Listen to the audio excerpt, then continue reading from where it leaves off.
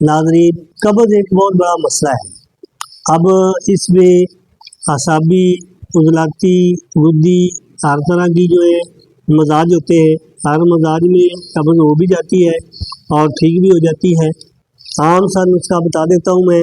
अगर ज़्यादा कब्ज़ हो तो उसके इस्तेमाल से अल्हम्दुलिल्लाह मरीज़, और फिर इसका जो मैं नुस्खा बताने लगा हूँ, इससे अगर मुसलसल इस्तेमाल करें, जो मोटापा है मोटापा भी दूर होता है, मैदे के अंदर इन्फेक्शन है वो भी ख़त्म होता है, और इसी तरह बवासीर को भी ये फ़ायदा देती है। तो ये आपके लिए कब्ज़ का एक तोहफ़ा है, और ये नोट फरमा लें।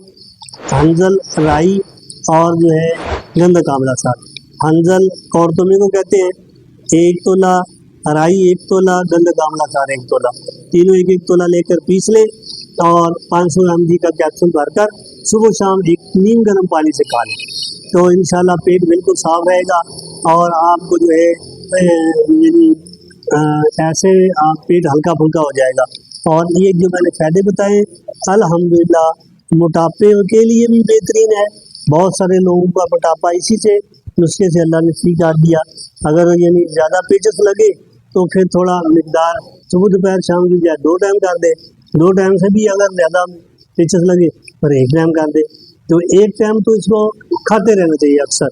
तो उसमें जो कब्ज़ की दायमी मरीज़ है तो इंशाल्लाह वो हमेशा यानी दुआएं देते हुए नज़र आएंगे।